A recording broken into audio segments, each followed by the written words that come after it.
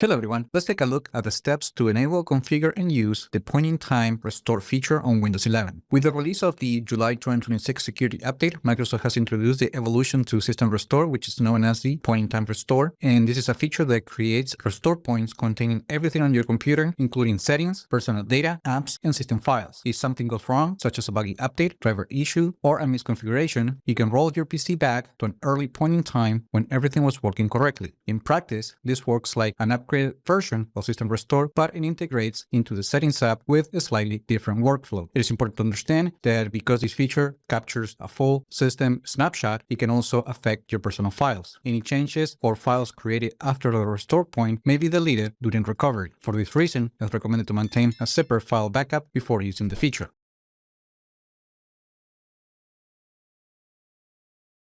On Windows 11 Home and Pro, the feature is typically enabled by default if the device is not managed by a network administrator. However, you can always verify and enable it manually. And to do this, let's open the Settings app.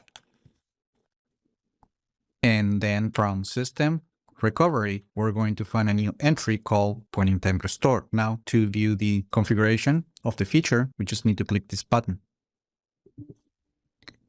And from here, we can enable and disable the feature. You should also be able to change the frequency of when the restore points are created. And you can also change the retention. Now, for some reason on my device, these options are grayed out, but you should be able to reduce the frequency down to 4 hours, but the maximum is 24 hours. And then for the retention is 72 hours, but you can also shorten how long the restore points are kept. Now, by default, the feature will reserve 2% of the available storage. However, you can always set how much storage you want to dedicate to this feature. It is important to know that point-in-time restore is typically enabled on devices with at least 200 gigabytes of storage. In most cases, the default settings are recommended. After activation, the system will use the volume shadow copy service to automatically create snapshots based on the chosen schedule. And at the bottom of the page, you're going to see the history of the most recent restore points. Now, if a problem happens and you need to recover your computer, there are two ways to access the feature. If you still have access to the desktop, you can use the Settings app, but if you cannot start the device, you must use the Windows Recovery environment. Check the link in the description that I have another video tutorial showing the different ways that you can access the Windows Recovery environment on your computer. Now, to give you a quick overview on how this feature works, I'm going to use the option to access the feature using the Settings app.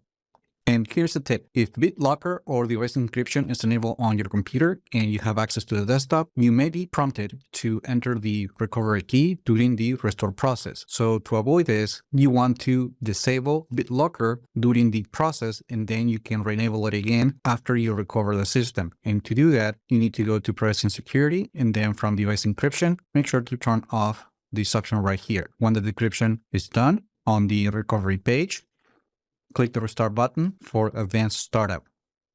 And this action will restart the computer directly into the Windows Recovery environment. Now on this page, click on Troubleshoot and then click on Point-in-Time Restore.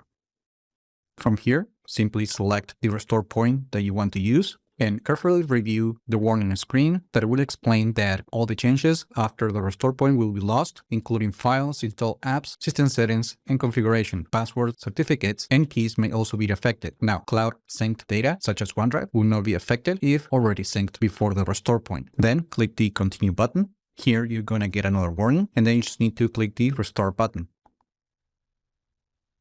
Now, how long is going to take for System Restore to recover your computer? Well, that will depend on different factors about your computer. However, the company has designed this feature to be quick and easy. And that's it. Now, after the recovery is complete, you can start the computer normally. And if you had files created after the restore point was created, make sure to restore them. Also, if you have any applications that were installed after the restore point, you may need to restore them too. And then you can start using the computer as usual. And that's it. That is how you use the point-in-time restore on Windows 11. Let me know in the comments what you think about this feature. Like the video, share it, subscribe to the channel if you haven't done that yet. And I just hope this video was informative for you. And I would like to thank you for viewing.